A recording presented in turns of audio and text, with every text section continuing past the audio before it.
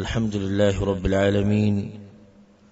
والصلاة والسلام على أشرف الأنبياء والمرسلين نبينا محمد وعلى آله وصحبه أجمعين. أما بعد، كتاب مشكاة المصابيح ده شرح بسلسلة منغا داودس او د منځ مسائل بیانول تفصیلا د الله په توفیق سره. اخرنی مسله منګه د اذان بیانوله، د اذان تعریف، حکم، طریقه، اکثر مسلې چې دا په دې تیر شو اخرنو درسونو کې بیان شي. بعض حدیثونه د اذان په مسائلو کې پاتې دي، ان شاء الله غبا نن بیانو د الله په توفیق او رحم سره. د اذان فضیلت او د غیر جواب ورکولو طریقه دا بیانې ده. یو حدیث دا بیان شوی چې د هر اذان او د اقامت په منځ کې مونږ دي، او د شان د ماخام اذان چې وشي د اقامت په منځ کې هم 2 رکعاته کول دا ثابت دي. یو دا حدیث بیان شوی چې امام چې د ضامن دی د بدر خلکو د منځونو خیال ساتي، او مؤذن چې د امین دی، امانتګر دی، ځکه چې خلک په دې باندې اعتبار کوي. او پیغمبر دعا غوښتلې ده چې یا الله امامانو ته هدایت کې نه غلار ورته وخه او مؤذنین وبخي. یو حدیث دا تیر شوی چې الله سبحانه وتعالى هغه انسان ته په تعجب کې شي چې هغه د غرب یو سوکه کې او په سر کې اوسي یو د ګړي بيزي ساتي، او چې د منځ ټیم راشي نو اذان هم کوي او بیا مونږ کوي. دغه شان یو حدیث دا بیان شوی چې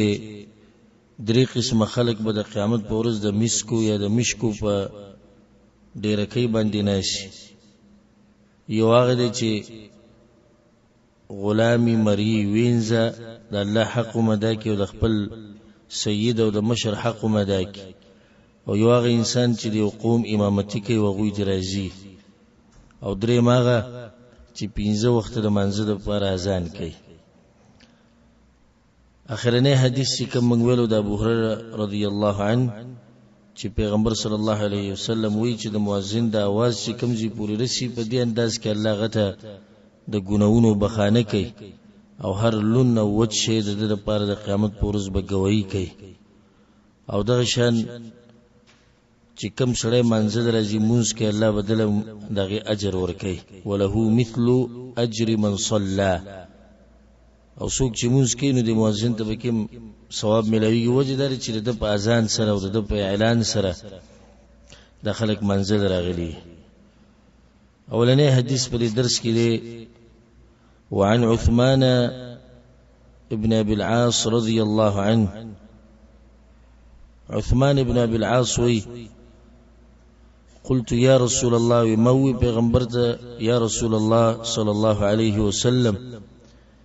اجعلني امام قومي، ما زما د قوم امام وګرځاو. دا خبره اله کړي و چې کله په 2 هجری کې 2 کالو د هجری او د خپل قوم سره راغلو د ثقيف سره دغوی د وفد سره راغلو، نو دې بګي د عمر په لحاظ کشرومو، خو به دا خبرو کړ چې یا رسول الله ما زما د قوم امام وګرځاو. پیغمبر صلی الله علیه وسلم وتی انت امامهم تردو امامي واقتدي باضعفهم، او دوی کی چې کم کمزوري خلق دي دا غوي تابعداري کوا. واتخذ مؤذنا لا ياخذ على اذانه اجرا، او ځان لبدي سي مؤذن ونی سي چې هغه په دي اذان کولو سپیسي نغواړي. رواه احمد و ابو داود والنسائي د درونو د حدیث راوړی. په دې حدیث کې ډېری زیاتې مسلې دي. یو حدیث کې خدا ثابت ده چې څوک یو منصب غواړي غلبه نه ورکي، نو څنګه دیږي کې دا صحابي او منصب غواړي او پیغمبر ولا ورکي. بل دا چې د منصب د غوښتو شوق بنه کې، نو څنګه د صحابي دلته یو منصب غواړي چې ما امام کا؟ جواب هغه دنیوي منصب دی چې دغه مبارکي پیغمبر ویلي چې څوک غواړي هغه به نه ورکه. دنیوي څوک چې غواړي دله به نه ورکه، ځکه چې دې رسناک ته دبو کې څه لالچ او سوچي او دا کم چیزان ساتي د الله نه یریږي دله ورکوا. لکه اوس یو کس ته په علاقه باندې ته مشرکې هغوی نه زنه مشرکېږم، د زموري زه سرته نشم رسول، زه د الله نه یریږم. دا کس مشرک ولې؟ د الله نه یریږي، د دې کرسي سره کار نشتی، نه د پیسو سره کار شته، او د چې ډیر زور او شوري لګولې نه جزاو زاو منګو مالو پوښنه چې د بزړه کې سشتي دی کرسی ته ډیر شوق کړي. هر چی دینی منصب دینو کسو کی او غواړي نو دا جایز ده، ځکه چې دې کې هغه لالچ نشتی کوم چې دنیوي منصب کړي. نو کته حقدار ولیدو نو دا منصب ولا ورک. دویمه نو دا صحابي ولې منصب غواړي؟ پکار خو دا دی چې په سودی جو پکارای سره دې څه قسمه مشرتیا نه ډډه وکي. نه، الله په قران کې دا خبره ذکر کړې په سورۃ الفرقان کې چې د مؤمنانو د دعا ده وجعلنا للمتقین اماما، یا الله موږ د پرهیزګارو مشران وګرځو. نو دې هرڅ جایز دي. یو سړی وي زه امام شم نو زبد د مسلمانانو مشرتیا کومه فائدہ به سره وزي په ما پسې به د مسلمانان را رواني، نو الله به دوی اجر مال راکړي. دوی په اجر کې وماته هم یې سمېلاويږي. څنګه اجر چې لاغوي دي اجر زدم دي، ځکه چې دیو ته لار خي. دله دې جواب شو. ها کو دا سړی حقداري اله بوله منصب ورکی. حسن سبا خو د دې امامتین او د مؤذنین هم یو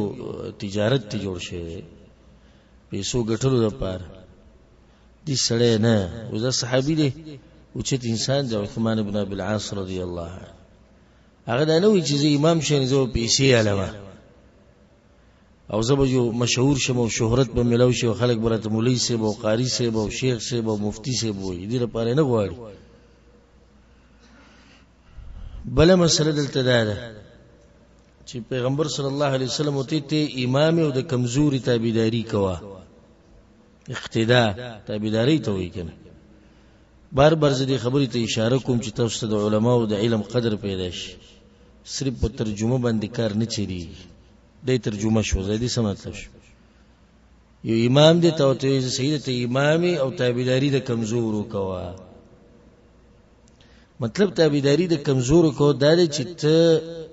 دوی به خپل امام غني، خو تم د دوی د کمزورو خیال ساته. نو چې موږ کې دومره وګد موږ مکوا چې بوډا ته به تکلیف رسی، ماشوم ته تکلیف رسی، زنانه ته تکلیف رسی، بیمار ته تکلیف رسی، دومره بنه کې دي ته د کمزورو تابعداري. یعنی د کمزورو د حال قدر کوا او د کمزورو خیال ساته. دای مطلب دی. دلته دا مطلب نه چې کمزوري ته سوې تاغه کوا، دا مطلب نه دی. اوس یو سړی هغه دا وی چې دا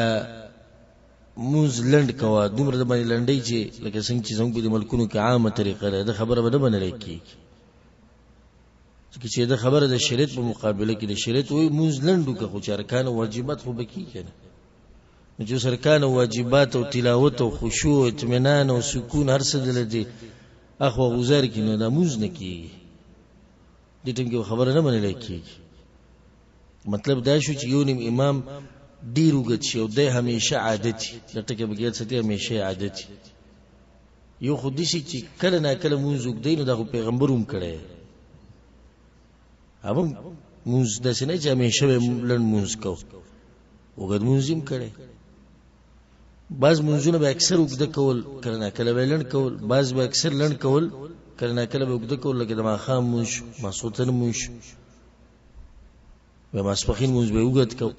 مازیګر به لګ دا غینه کمو سحر مونږ کې به تلاوت اکثر وګدو کله کله به لندوم کو دا طریقه ده بل مسله دلته داري چې پیغمبر وته نصيحت کو چې ته مؤذن ونی څه خو چې هغه په دې اذان باندې پیسې نه اخلي دا ډیره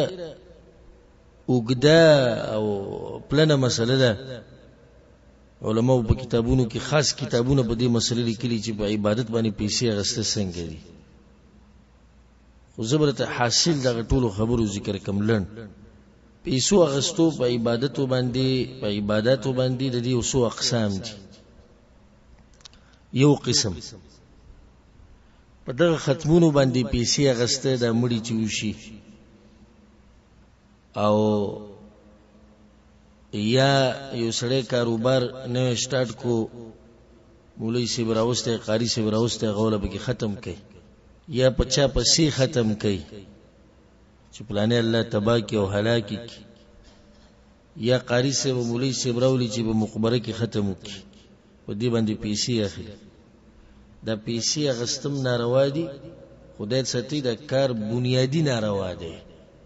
نو په ناروا باندې چې لپاسه کوم آبادیو کې غم ناروای کار خود دي عوامو دا ناروا دي د ختمونه متمونه چې کوم رواجی دي زموږ په ملکونو کې خو په خټه کې وباله ډېری شوي چې کله مولوی سي بګرا شي تلاوت کې او باغ باندې بیا دنیا مواخلي اصل چې دا بدعات کم مولیان صاحبان کوي نو دا غوی مقصد خېټه ساتي چې ته مړ وشي چرته غم راشي چرته مقبره ته تللی دی ته خوشاليږي وجدار چلته د خېټه بګي غوړش نو دا غي د لاس بیا د دانش ویل چې دا کار ناروا دی ځکه ناروا وته وي نو بیا هغه خوراک هغه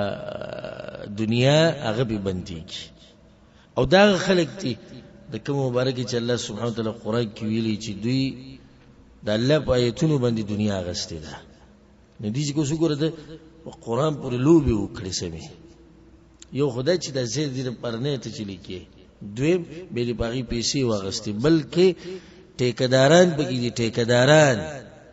دا غسر بلند کسان دي دا مشر ټیکی نیسی زور شي ختم ولو کې اسی واړو راوړو خو جو ته په اخر کې ته ختم کړي هغه د شروع دنه جو بار درو جو ختم روان دي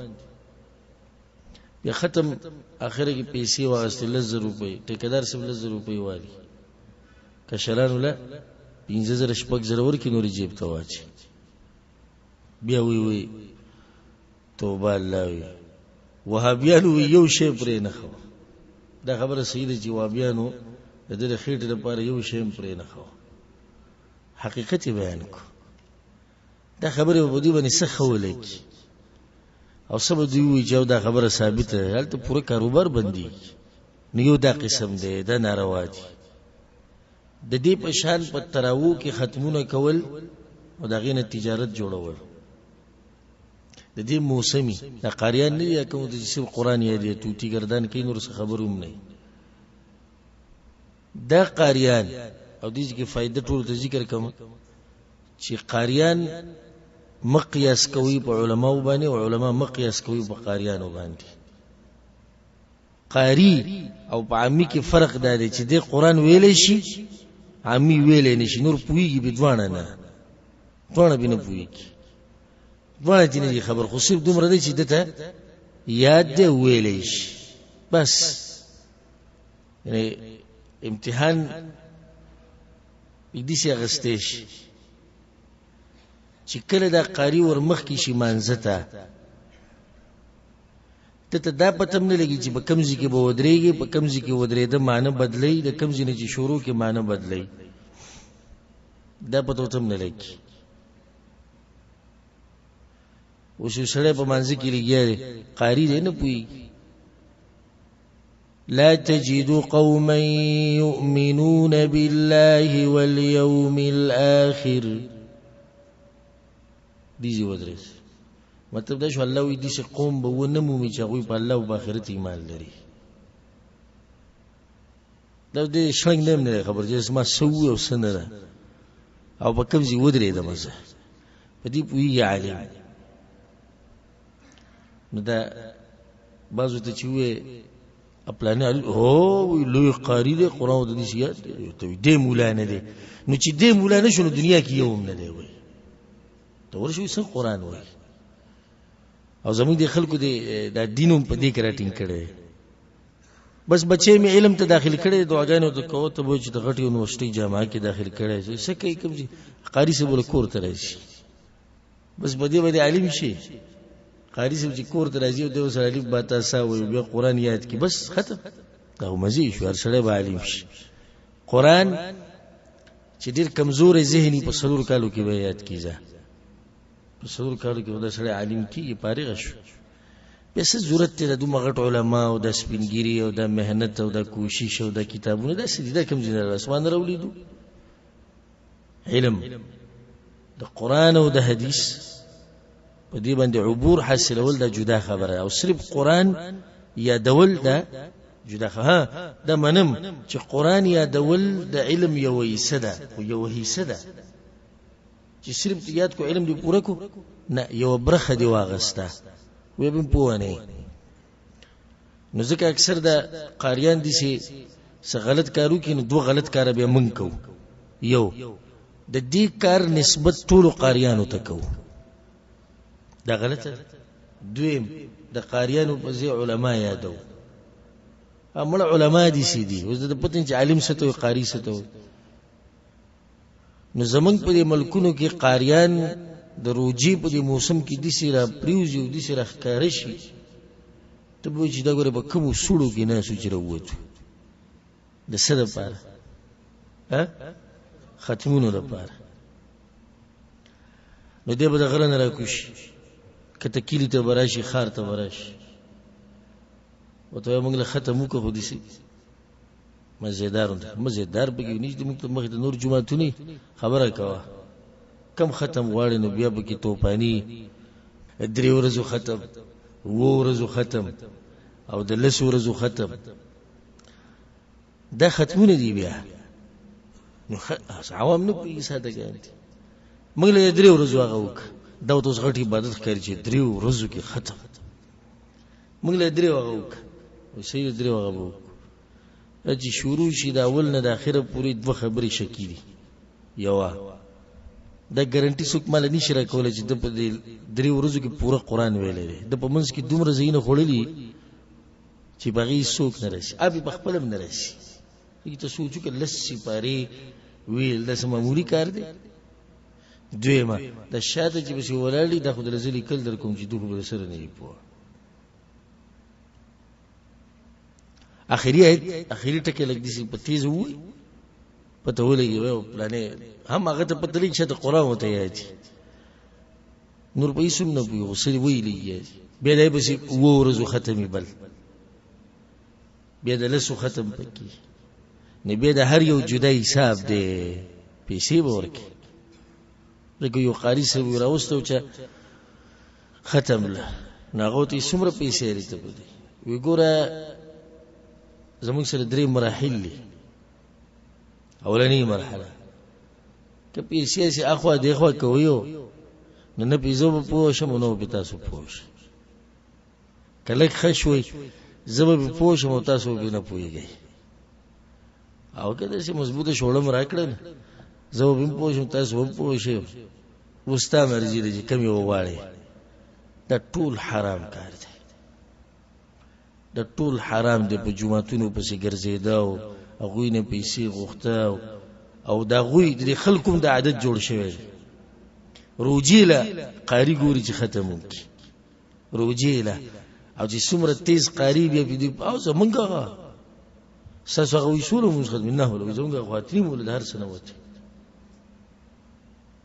روان کله غوي دي سره ولې چې هغه په باندې ټول د هر سنه وته دل ناسي ګف جوړ کړي د عوامهم او د قاریانو دغه قاریان زیادوم او تعمیم نکوم چې بیا بس قاریان ز بخپلم قاریه خو د سنې چې بیا قاریانو سره نه لګی شي چې موږ ټول یاد کړی زه دغه قاریان یادو کم چې دا قرآنی د دنیا د پاره ویلې نو دم ناروا شو. د دویم قسم شو. دریم قسم په عبادت باندې پیسې اغسته په درس او تدریس باندې، په قرآن خو باندې، په علم خو باندې، په حدیث خو باندې، نو دا جایز دي. راجح قول او مضبوط دا جایز دي. وجه د جایزتوب دا او وجه د جواز دا چې د دې فائدہ بل ته اوړي، د دې فائدہ بل ته رسی، نو چې فائدې بل ته رسی نو ته په دې باندې اجرت اغستې شي. او حدیث کې دم ثابت دی پیغمبر صلی الله علیه وسلم وایي چې د قرآن په تعلیم باندې تاسو ډیر حقدار یې چې پیسې واخلئ او ځان له پیسې واخلئ، هیڅ خبره نه ده، جایز دي. خو شروط پرنا کې شرط بدای، یو شرط بدای چې اصل بنیادی نیت ودی صحیح د الله رضا. دویمه دومره سبب په والی چې ستا په گزاره کیږي. دریم شرط دا دی که حالات خی او مالداري نو بیا بنا اخلي. یو سړی عالم دی، الله ول مال پراخه ور کړی د رزق پراخه دی، نو د ضرورت نشته چې د په درس او تدریس باندې پیسې واخلي، په کار دی چې دا اسی پړاو کی. ها د درې قسم شو. څلورم قسم په دمه چولو باندې پیسې غسته، او دا جایز دي. ابو سعید الخدری رضی الله عنه مشهور حدیث ته بار بار مونږ ویلې چې کله غوي په یو قوم باندې تیر شو، دا غوي کې یو کس چې هغه له شي ټک ور کړ، یو صحابي ته زو په دمواچو مخو د دې بيزو ګړو نو مونږ لرا کوي دمی چې پوهچو الله ول شفا ور کړه، بيزي ګړه غوي راوغستي. خو دا هغه وخت پورې به ته سنوي او نه بوله لاس وړي چې سو پرند پیغمبر نه تپوس نه کړي. به د پیغمبر نه تپوس کو هغه ته ته کوم سورته یا رسول الله به سورۃ الفاتحه او دې راک د جایز زموږ د پراغه او جایز دی او زما عزت مال راک. دینه د ثابت شي چې بدمه چورو باندې پیسې غسته جایز دي، خو د شروط پرنا کې بنیادی مسله بد الله رضای. دویم د ضرورت مطابق. دریم د دین دي مستقل کاروبار جوړول نه پکار. د ډیر د فتنو لار ده، ځکه موږ دا خبره کوو د فتنو لار ده، د ډیر د فتنو دروازې را کولاوي، د زنانو سره رابطي او پردی زنانه را مخامخ کېده دته پای کې به نور څه ته ووري. ځکه زه یو کس پیژنم هغه صرف د دمونه شروع کړیو بس. موږ جی الحمدلله موږ نه تعویذونه کوو، دا خو ناروا کارونه دي، دا قسم شي موږ نه کوو. به چې خبر شو منو سی بوې تعویذونه شروع کړي، ته پیسې ډېرې راځي او په دې کار کې دومره پیسې دي تعویذونو کې او په دې کوډو موډو کې او په دې قصو کې چې ته پوښې مکوه. ځکه چې هلته شیطان دا کار خلکو ته خېسته ښکاره کوي او بل هر سړی ته دا وهم دی، خصوصا زموږ د پښتنو بچا سکړي چا سکړي په سری در لاغه سار چې پس بس مزدوري ورځونه بس پوښ نه هر څه کې چا سکړي نه چا سکړي ولا قوم به په دې کس په ډیر ګرځي. نو په دې پیسې غسته جایز دي، او بیا موږ دا وایو چې مستقل کاروبار ته جوړول نه دی پکار. انسان له پکار چې خپل هغه دینداریم کوي، خپل دنیا دیم کوي، او که چې ته دې سه موقع باندې او بیمار راغی او دوته سده پیسو وي نو ان شاء الله به کې وسه حرج هغه باندې. پنځم قسم په امامتۍ باندې او په اذان باندې دا غټه مسله ده. نو اکثر علما او سلف صالحین دا وی چې په امامتۍ باندې او په اذان باندې پیسې غسل ناروا دي، او دا د امام ابو حنیفه رحم الله مذهب هم دي. ازمنګه غچې وي تاسو نه منئ امام ابو حنیفه وایته منئ په دې کې دی امام سیبو میری یو تم نه یاد په دې کې مذهب چې مذهب خداوی چې په امامتۍ باندې پیسې او څه شي غسته سړي ناروا دي. د شم په اذان باندې څنګه لیږي؟ دا اکثر علما او د محققین علما قول دي چې په امامتۍ باندې او په اذان باندې پیسې غسته مزدوری غسته دا ناروا دي او حرام دي. په هغه ډېر دلایل لکه یو دلیل پیدا دی پیغمبر صلی الله علیه وسلم عثمان رضی الله عنه تسوي وې دي چې مؤذن ونی چې پیسې بنا اخلي دي نورم ډېر روایت دي په دې کې خو دا غینه په دوه حالات مستثنی په دوه حالاتو کې غسته جایز دي یو چې حکومت مقرر کړي د بیت المال نه نو دا اوس د شرط نه دی لګول د حکومت سره بلکې حکومت دا وای یا د مسلمانانو بادشاہ دا وای یا د اداره د جماعتونو چې کوم اشراف کوي هغه دا وای چې څوک په دې جماعت کې مونږ کوي موږ له دوه پیسې ورکو دا سره وځي نه غواړم ها بیا به تم راځي چې نه غواړي بیا به تم راځي چې دې بیت المال نه د دې جماعت لپاره د مقرر شوی دی یا د ادارې د طرف نه ها دا امام په کمی زیاته کولای شي ها لکه اوس د سعودي عرب کې وزارت ته وزارت الشؤون الاسلاميه دوی د جماعت تنخواه مقرر کړي لکه دا جماعت په فئه الف کې ده د په فئه با کې ده د په فئه دال کې دي مراحل دي د هر یو جدا جدا تنخواه ده مثال به دي سوچ دی جماعت تنخواه 2.5 ذریعہ ده د امام مکافاه 2.5 ذریعہ ده او دې ته مکافاه وي تنخواه د نو وتنو مکافاه ولې ده ځکه چې دا ادارې ورکي بغیر د امام د شرط نه امام په شرط نه دی لګولای نو د مکافاه ده مسله ما دا بیانوله چې دا امام کډیر چغي وي چې مال اتیش سورا کوي ورکي نه سم غټ علم دی لکه دا غلوی علم دی دله بګی درې سوجات نه ولي ځکه چې دا د امام په شرط نه ورکړي کیږي دا د وزارت ته طرف نه مقرر شوی دی د شان اذان د پاره نو پدې کې د مؤذن او امام دا غوي سره شرط نشي تړلای کتللی شي ها نشي نه بحث مباحثه کولای شي چې مال به دومره پیسې راکوي او دومره نه غواړم نه اوس د بیت المال د طرف نه د مسلمانانو د مشرانو طرف نه د ادارې طرف نه خاص شو د جایز دا غسته سړي د جایز باتفاق العلماء ټول علماء په اتفاق چې دا غسته جایز دي دویم یو کلیوالو او یو چموالا یو جماعت والا یو قوم د اتفاق کو چې زمونږ په جماعت کې کم سړی امامتي کوي موږ بوله دا ورکو امام راوس نو دی ولا به دا چې سه مقرر کړی دا ول ورکی بغیر د امام د شرط لګولو نه د جایز دي اصلي جایز دي لکه مثال کې یو کلی یو چم دی یو قوم وسی هغه دا چې زموږ د جمعه پر امام پکار دی امام نشته ځي چې راوړي امام د پر اعلان کو به زموږ امام پکار دی امام راغی امام چې راغی نو دوی دا وی چې به دا امام چې دلته دی نو دی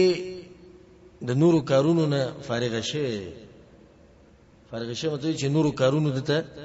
موقع نه میلوي ځکه د مزدوري لوزي ماسپخین موست کې دي شلاړ شي مازیګر ته کې دي شغل راونه رسي یا ما خام راونه رسي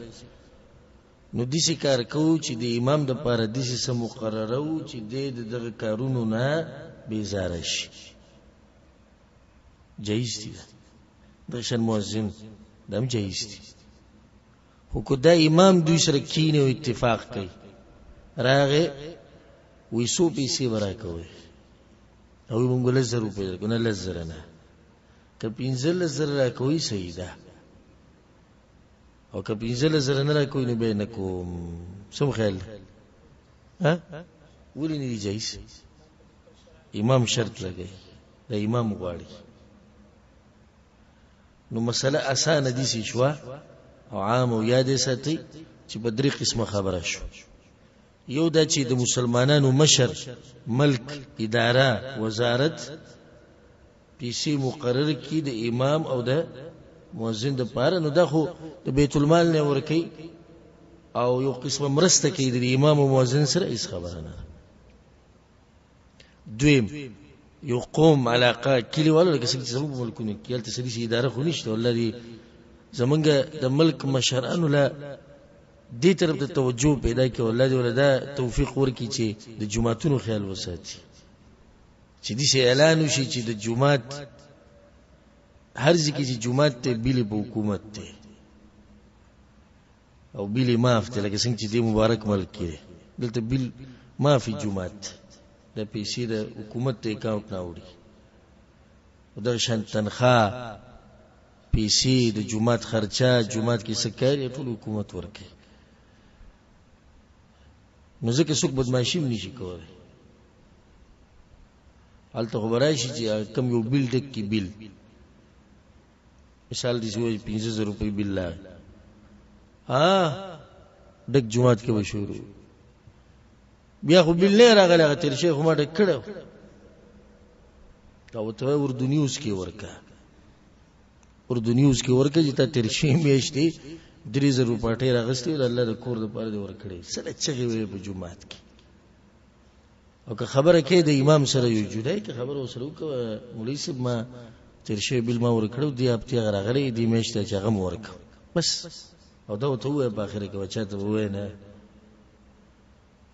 د چا د کور نه کې چې د ابو سہولت پیدا شي د مرضی چغې به وي نه ما خدای نه دی چې زه کوم مطلب دا شو کنه بل څه د ضرورت نشته نو دا لازم ته اعلان کې چې بل څه د ضرورت نشته خدای ته پټو بل څه د ضرورت نشته چې دې چې وی چې بل څه د ضرورت نشته د زړه کې څه چلی نو الله دې زمونږ مشرانو لدې سي توفیق ورکړي چې الله دې کورونو خدمت وکړي خدویم قسم چې ملک ولا علاقه ولا مون ذکر کو چې غو اتفاق وکړي دم جایز دي دریم قسم ناروا دی هغه کوم یو چې امام شرط لګي مؤذن شرط لګي چې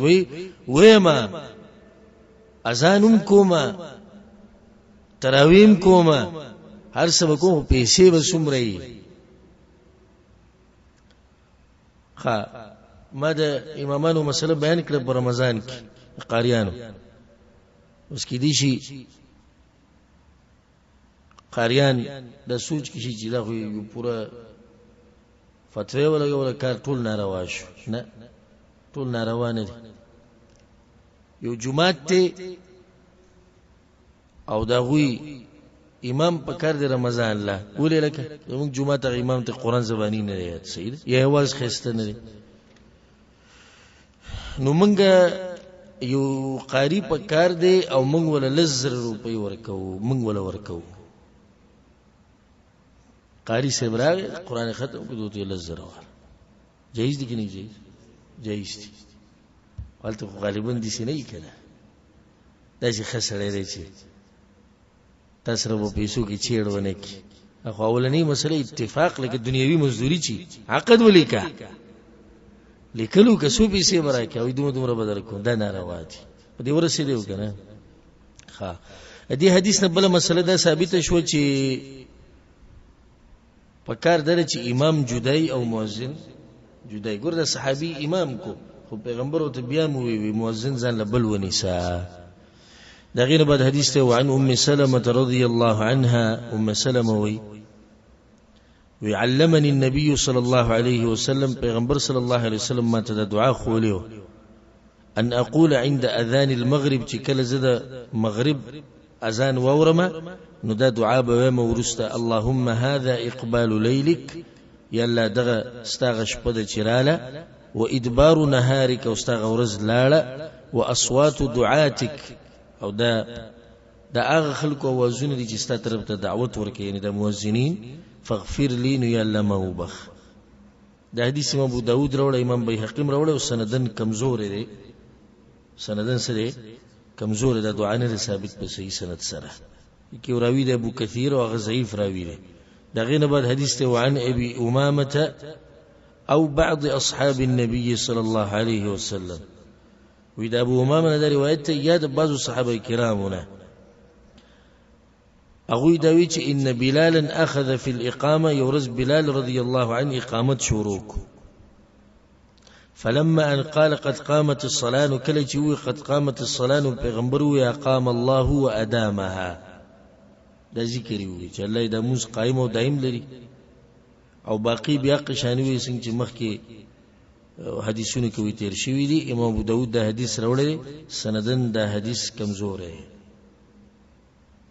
او دا مسله مخکې بیان کړو چې اقام الله وادامها دا نه دي ثابت. دې کې راوی د محمد ابن ثابت او دویم د شهر ابن حوشب، دوی د لاسه سند کمزورې شوی. او دا مسله مخکې بیان کړی ده چې بعض علما دا وایي چې د اذان د اقامت په مدي جواب ورکړي، لکه څنګه چې د اذان ورکه خدا صحیح نه دي ثابت د پیغمبر صلی الله علیه وسلم په یو حدیث کې یا د صحابینه چې هغه د اقامت هم جواب ورکړي. نو صحیح خبره ده چې جواب صرف د اذان دی، د اقامت جواب نشته.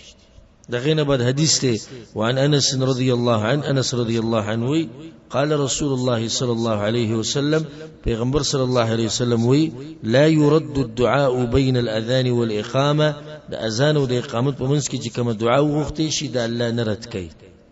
رواه ابو داود او ترمذی د دوه د حدیث راوړل. فضیلت د دعا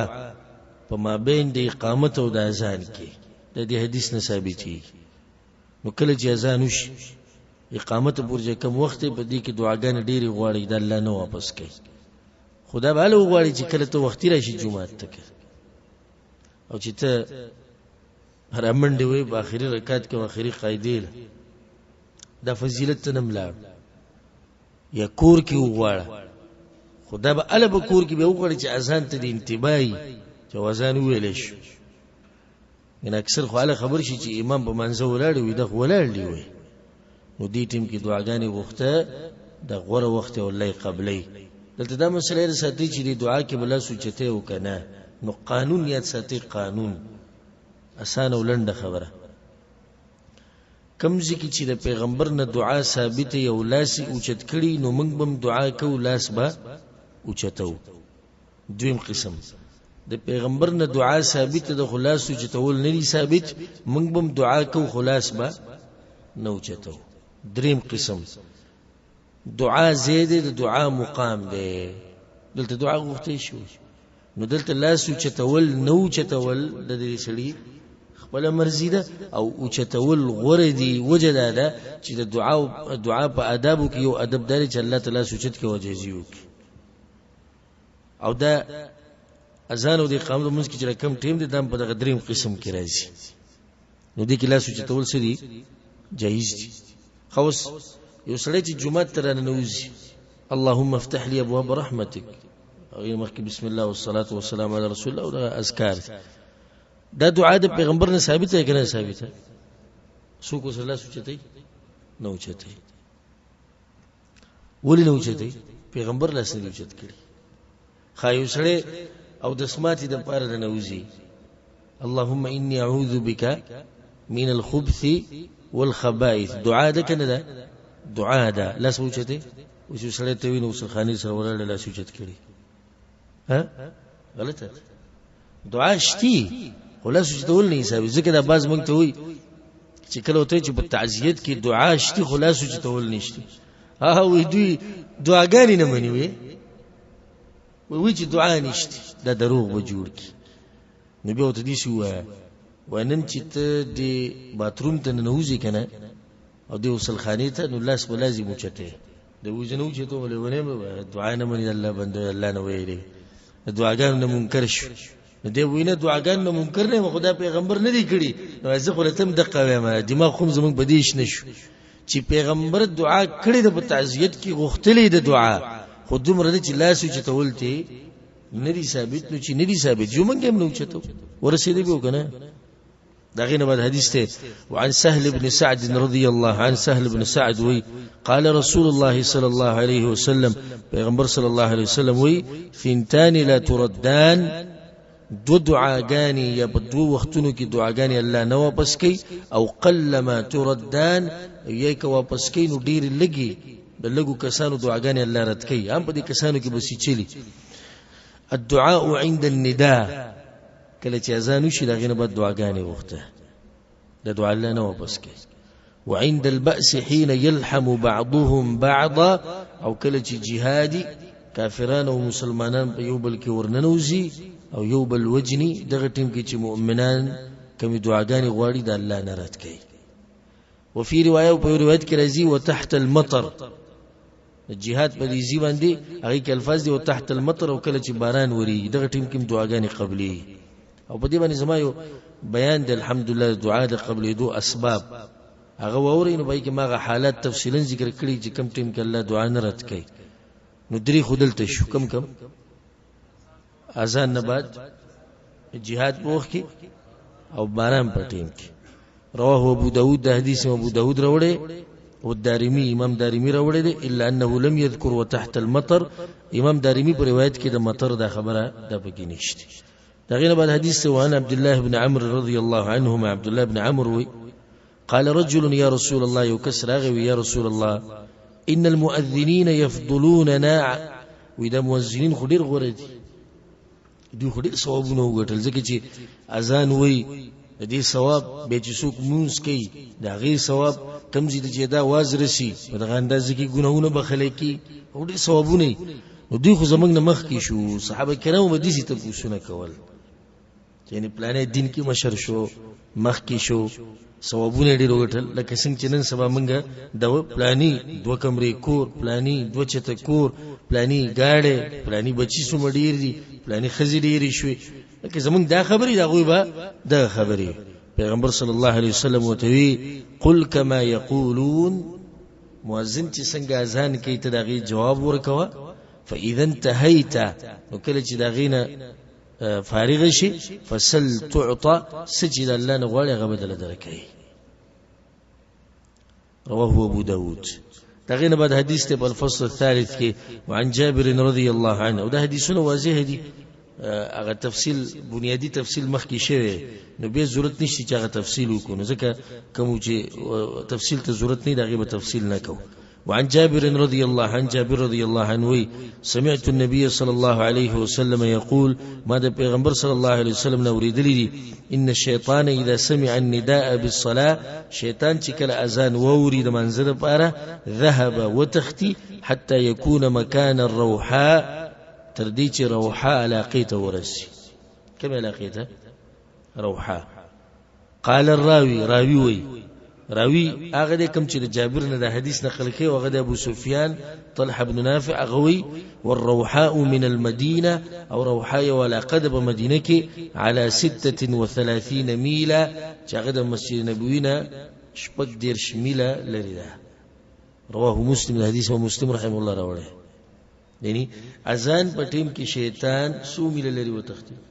شپږ دیرش میله لري تختی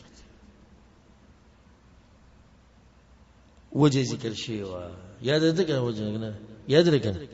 مخکې تفصیل ذکر شي چې د ولي تختی او په څه حالاتو کې تختی په څه طریقه تختی دغه تفصیل به تیر شي درسونو کې واوري دغه نه بعد حدیث ته وعن علقمه ابن وقاص علقمه ابن وقاص وې دایو تابعی دی مشهور وی چې انی لعند معاویه زناسم د چا سره معاویه رضی الله عنه معاویه رضی الله عنه دا مشهور صحابي دی او د پیغمبر صلی الله علیه وسلم او خیده او کاتب الوحی او وحی به لیکله د خور په پیغمبر صلی الله علیه وسلم باندې واده ده او د پلاروم صحابي دی ابو سفیان رضی الله عنه د ډیرو چت صحابي دی معاویه خو نن سبا د بعض خبيسان شیعاګان او روافض خو کوي دا بعد چې کوم د روافض او شیعاګانو نه متاثر دي هغه د یزید سره دومره دښمنی کوي یزید د معاویه رضی الله عنه زوی دی چې خبر بیا معاویه ته ورسي نو د یزید چې د ظلمونه کړی دي وجه در چې پلاری تربیت نه کړي نو بیا معاویه باندې شروع کړي د معاویه نه خبر ابو سفیان ته لاړ شي نو بیا نور صحابه کرام دا خبره د ساتي ډیره فائدہ من علما وی معاویه پرده ده د صحابه کرامو او د صحابه کرامو دشمنانو په منځ کې یا دي سوای د صحابه کرامو او هغه په سره بدو ویلو په منځ کې څنګه ته چې شروع دي په معاویه وکړنو پرده دي سکړه دې لري کړه اوس په نور صحابه کرامو ته موړي نو دا خبره ده ساتي معاویه رضی الله عنه صحابي دی داغه انسان دی چې دوی مبارک الله په قران کې ویلي رضی الله عنهم ورضوا عن الله دین راضي دی او د الله ناراضي دی او جنتی دی بلا شک او وحی به لیکلو پیغمبر صلی الله علیه وسلم یو حدیث کې د پر دعاګانې مغفتري او ډیر او خيار انسان ډیر او خيار ځکه عبد الله بن عمر به دا خبره کوله وی ما د پیغمبر صلی الله علیه وسلم نه بعد د یو قوم په مشرتیا کې او د یو ملک او د علاقې په مشرتیا کې دومره خيار انسان نه دی لکه څومره چې معاویه دی. چاوته صد پلار نه غوړې عمر نه هغه نه عمر رضی الله عنه غوړو او زه خبره ده دغه کوم په مشرتیا باندې پویده زدي خبره کوم. حکمت ول الله ډیر ور کړو، حکمت ول الله ډیر ور کړو. نو جبي الله سبحانه وتعالى زمونږ جبي دینه وساتي چې مونږ ته به د خبري وکړو او ان شاء الله چې څو په زموږ بدنونو کې سایي نو د دفاع وکړو باذن الله. علقمه زید معاویه سره ناسومه اذ اذن مؤذنه نو بدی کې داغه چې کوم مؤذن هغه چې کوم مؤذن په خپل جمعات کې مقرر کړو هغه اذان شروع کو. فقال معاويه كما قال مؤذنه نو معاويه اقشانوي څنګه چې داغه مؤذن ویل جواب ورکو. حتى إذا قال حي على الصلاة كلتي حي على الصلاة معاوية رضي الله عنه لا حول ولا قوة إلا بالله. فلما قال حي على الفلاح كلوي حي على الفلاح نغوي لا حول ولا قوة إلا بالله العلي العظيم. العلي أو العظيم تكي وصل ولا. وقال بعد ذلك ما قال المؤذن أو بيقش عن مختبان وركو سنتي مؤذن وي أو بيوي سمعت النبي صلى الله عليه وسلم قال ذلك ما ده پیغمبر صلى الله عليه وسلم نوريد لي غم دقشان ویلو. رواه أحمد ده حديث امام أحمد راوړی. ترشي درس کې ما خبر ذکر کړو تاسو یاد العلي العظيم وسلام نشتي ده وشتي معاويه او پیغمبر دي سی ویلي. نو جواب دی چې څوک د حدیث پیش کی سندن د حدیث کمزور ہے او دی په سند کې یو راوی د عیسی بن عمر دویم د عبد الله بن علقمه د دوانه قبول ندی په سند کې. دغه نه بعد حدیث ته وعن ابي هريره رضي الله عنه ابو هريره وی كنا مع النبي صلى الله عليه وسلم من پیغمبر صلى الله عليه وسلم سره فقام بلال ينادي بلال پاسیدو اذان فلما سكت كلج غلش قال رسول الله صلى الله عليه وسلم پیغمبر صلی الله علیه وسلم دا خبر وکړه من قال مثل هذا یقینا دخل الجنه. چا چې د مؤذن په شان خبر وکړه یقینا د جنت ته شي. دوه معنی دي. یو معنی دا چې چا د اذان جواب دي شي ورکو څنګه چې مؤذن کوي د اذان او دویم چې دا کم ټکی چې دی وی لکه الله اکبر لا اله الا الله اشهد ان لا اله الا الله اشهد ان محمد رسول الله دا صرف په خله نه وی د زړه نه وی په دې ایمان دی په دې یقین دی د سړي بچلته شي جنت ته. رواه النسائي دا حدیث امام نسائی راوړی. دا غینه بعد حدیث عن عائشه رضی الله عنها عائشه كان النبي صلى الله عليه وسلم اذا سمع المؤذن يتشهد کله چې پیغمبر اذان اوریدو او مؤذن به دیږي تر ورسېدو اشهد ان لا اله الا الله اشهد ان محمد رسول الله نو پیغمبر به وی وانا انا او زم دغه گواہی کوم او زه هم دغه گواہی کوم. رواه ابو داود ده حدیث ابو داود رحم الله راوړی. دا مسله خو موږ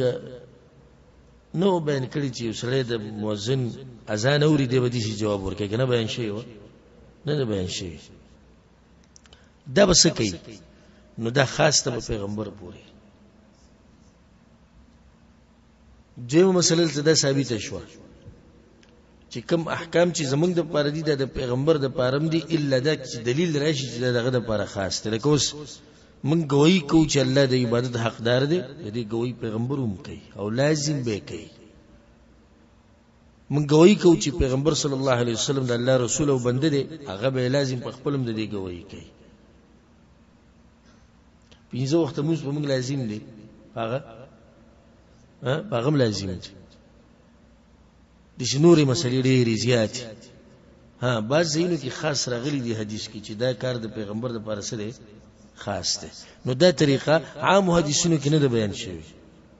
نو پیغمبر وی وانا او زم گواہی کوم زم گواہی کوم. امام ابو داود رحمه الله دا حدیث راوړی. دا غینه بعد حدیث ته عن ابن عمر رضی الله عنهما عبد الله بن عمر وی ان رسول الله صلی الله علیه وسلم قال پیغمبر صلی الله علیه وسلم دا خبره کړې ده من اذن 12 سنه چا چې 12 کال اذان وکړو خمخ یو حدیث تیر شوی د 100 کالو د 2 کالو هغه سندن سره کمزور چې مؤذن وکړ اذان وکي الله به د جهنم نه آزاد کړي هغه سندن کمزور روایت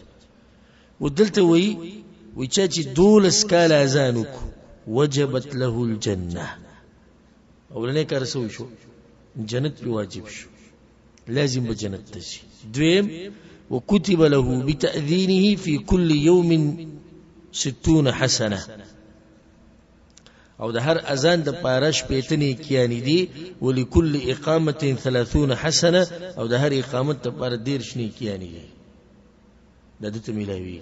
او ټول لغټه مسله وجبت له الجنه او جنت د لپاره شو لازم شو واجب شو رواه ابن ماجه د حدیث ابن ماجه رحم الله راوړی دا صحیح روایت دا غیر بعد حدیث ته وعنه رضی الله عنه یعنی دا عبد الله بن عمر روایت ته دا هم وچ كنا نؤمر بالدعاء عند اذان المغرب مونږ ته امر شو چې کله تاسو د ماخام د اذان واورئ دې ټیم کې دعاګانې غواړئ رواه البيهقي امام بيهقي راوړی په دعوات الكبير کې دا غیر بعد باب راوړی باب اکثر نسخو کې صرف باب لیکل دی عنوان وسره نشته او دلته چې کوم نسخه ما سره بده کې باب تاخير الاذان او حاصل د دې باب دا دی باب په بیان د دې کې چې د سحر د منظر پر 2 اذان دي دې کې به دا مسله بیانې دویمه کومز د قضا شو دغه د پر اذان شتي او کنه دا مسله به بیانې او دریمه چې د سفر په حالات کې نو اذان بکې او کنه دا مسله به بیانې دغه لپاره حدیثونه راوړي څومره حدیثونه چې په دې لکسات کې ویل شغب وایو باقي بر روان در صبرین الفصل الاول کې اولنې روایت ته وعن ابن عمر رضي الله عنهما عبد الله بن عمر وي قال رسول الله صلى الله عليه وسلم پیغمبر صلى الله عليه وسلم دا خبره کړي ان بلالا ينادي بليل بلال چې کله اذان وي نو شپي سټي شپي فكلوا واشربوا نو خوراک او اسخاک کوي روجي م بندوي حتى ينادي ابن ام مکتوم تر دې چې ابن ام مکتوم اذان نه کړي هغه به د سحر ټیم چې شونه هغه اذان کوي بیا روجه بندي قال وكان ابن ام مکتوم رجلا اعمى او عبد الله ابن مکتوم چې دی دوی ړونو لا ينادي حتى يقال له اصبحت اصبحت حتى يقال له اصبحت دا وخت پورې به اذان نه کوي چې خلکو وته आवाज او سحر کی هغه اذان متفق علیه د حدیث په صحیح بخاری صحیح مسلم کې دې حدیث نه ډیری زیاتې مسلې ثابتې خو بنیادی مسله چې دا غیره پاره د حدیث راوړل دي سحر د منزل پر سو اذان شو دوا چې موږ دی اولنی ته مشهور د تهجد په اذان سره دا په ټوس حدیثونو کې ثابت دي خو زمو په ملک په عمل په دین کې ځکه چې بس کې نشته مذهب کې نشته څومره بدبختی ده چې د پیغمبر صلی الله علیه وسلم په حدیثونو کې یو مسله ثابت ده زمو په کتاب کې نشته دا اوس په صحیح بخاری صحیح مسلم کې د حدیث بعضی خاص کې رمضان پورې نه صحیح خبره ده چې دا سنت عمل له مستحب وجسده وجداده چې دې ټیم کې خلک ودی په جوړ خوب کې نو ضرورت وته دی چې یو اذان وشي نو خلک بر پاسي بیدار بشي نو د تهجد موقع د وتر موقع به ته ملاوي شي لن وخت کې به بل اذان وشي منزله بزي دې فائدہ ده بیا دا اذان بدري بلنا څومره لري کوي نو د بعض علماو دا کمزوري وینا ده او کمزوري طریقه ده چې بعض لمنډه یو 2 غنټې تی مخکې کړي بعض یو نیمه غنټې تی مخکې کړي بعض وی چې د شپې د 3 مې څخه شروع شي او دې طریقه باندې تقسیم کړي صحیح خبره ده چې دا به بل اذان ته نږدې دا به بل اذان ته نږدې لکه مثال دې شو نیمه غنټه څه کم زیات دې څه پکار ده وجه دا یو حدیث کې دا راځي وی چې کله به بلال رضی الله عنه را کوشو نو معمولی وخت به تیرو څوک به وروخته ابن ام مکتوم به وروخته مطلب چې منځ کې فاصله څه ده ډېر ده لګه ده نو صحیح خبره ده چې فاصله وب منځ کې لګي اولنې اذان شروع تهجد ده بیا به څه فاصله وخت ورکړی شي که څوک تهجد کوي 100 رکعاته ویتر کوي پېشمنۍ کوي بیا به سره بل اذان وشي په دې ورسېږي کنه نو د سنت عمل له حرمینو کې لیدل کنه پروژي کې ویل ته ها عام ورځو کې وای عام لړ شو وختي حرمینو ته د سار منځره مخ کې لار شي تهجد په دې ټیم کې د اذان بالته ووري او هم دقه طریقه د پیغمبر صلی الله علیه وسلم وا او دی خو کې جمعات کې مو دی شارع الفریان چې دی باندې کوم جمعات ته بدی کې مو اخو د مفتی صاحب جمعات چې دی باغی کې مو دی غټ غټ جمعاتونه کې وای الغرض د ثابت اذان دی د پیغمبر صلی الله علیه وسلم نه دویمه مسله په دې حدیث کې دا چې یو جمعات ته لپاره دو مؤذنین ساتل سدي جایز دي دي چې کوڅو ګریو ابن مکتوم دی او یو نوم د دې هدیه د برینوم کې اختلاف دی یو نوم عبد الله لکه عبد الله ابن مکتوم عبد الله ابن مکتوم رضی الله عنه اړون صحابي دی او الله دې په دې صفت ذکر کړی دی عبس وتولى ان جاءه الاعمى کله چې راغی اړون ډېرونو او اکثر چې پیغمبر صلی الله علیه وسلم jihad لته غزاله نو په مدینه کې به په منځونو باندې څوک مشرکو عبد الله ابن مکتوم رضی الله عنه ډېر اوچت صحابي او د مکیو به هجرت کړو راغله مدینه ته مدینه دا مسله ثابت شو چې دوا مؤذنین ساتل جایز دي کې سره دا وی چې د پیغمبر خو سلور مؤذنین ثابتي چا ته یاد دي سلور کوم یو ها ابو محذوره بلال عبد الله بن مكتوم سعد القرض سلور دي دا څنګه چې دوا د دو په دیو جمعات کیو او سعد القرض رضی الله عنه هغه په مسجد قباء کې مؤذن او ابو محذوره په مکه کې مؤذن د جدا جدا دي ابو محذوره په مکه کې سعد کوم ځکو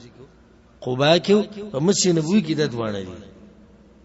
بلال او دویم عبد الله ابن مکتوم رضی الله عنه ادینه دا مسلم ثابت شو چې ورون سړي اذان سره صحیح ده کنه صحیح ده دریو مسله د دم ثابت شو چې د سحر د منځ فضیلت څومره ډیر دي نور یو موږ دي سینې چې دغه لپاره دوا اذان شوې د سنه سحر د منځ دغه نه بعد حدیث ته وعن سمره ابن جندب رضی الله عنه سمره وی قال رسول الله صلى الله عليه وسلم پیغمبر صلی الله علیه وسلم دا خبره کړې لا يمنعنكم من سحوركم اذان بلال وې دا سینې چې تاسو د پېشمنی نه من شي د چا په ځان سره د بلال رضی الله عنه د ځان سره ولي ځکه چې هغه اولنې اذان وای بدوي ولل فجر المستطيل او د سینې چې ته دا اوګد سحر اوګد فجر دته سمنه کې د پېشمنینه ولكن الفجر المستطير في الافق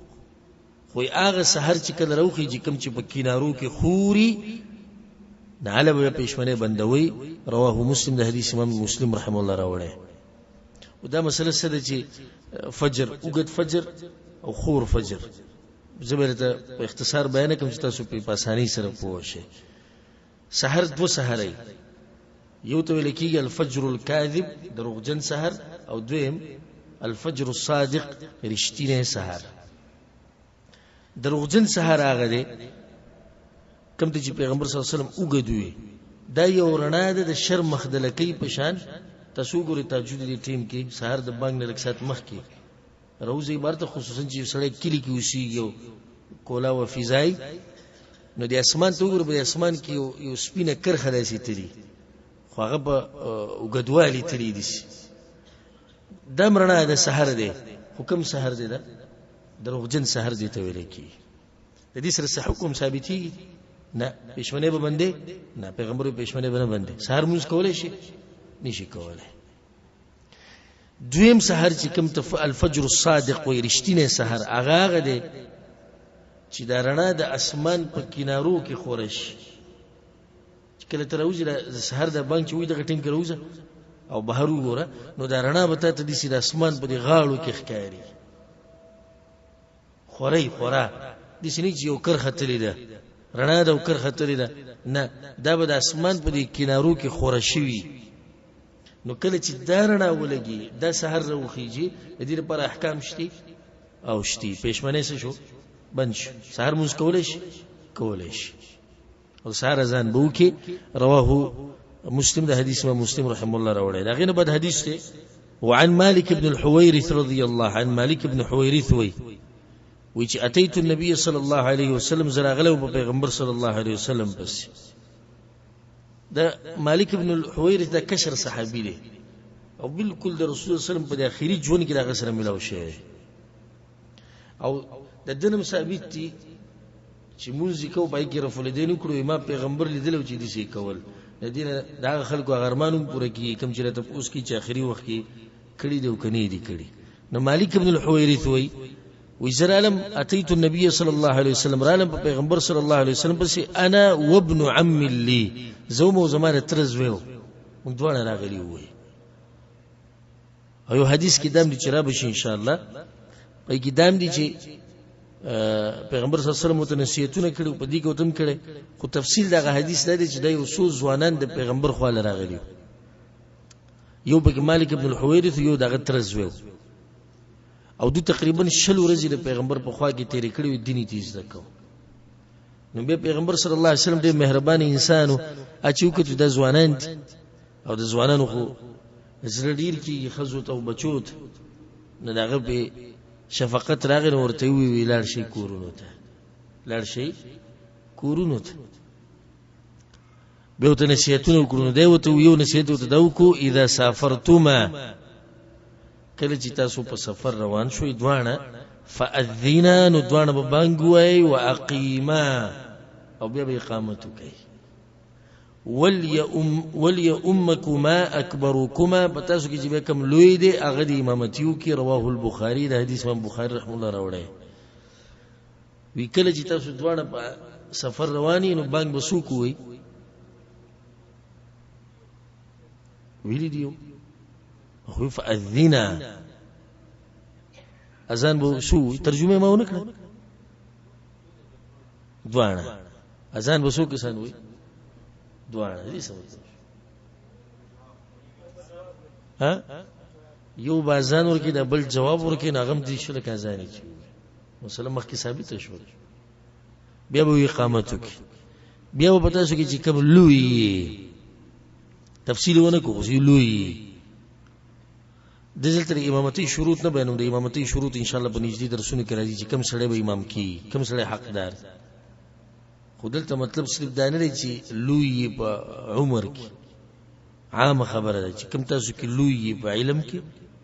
کوم چې لوی په عمر کې د حالت ته وګوري د مراحل ان شاء الله دغه تفصیل ورته په خپل ځکه وکم دلته راته نشم کوله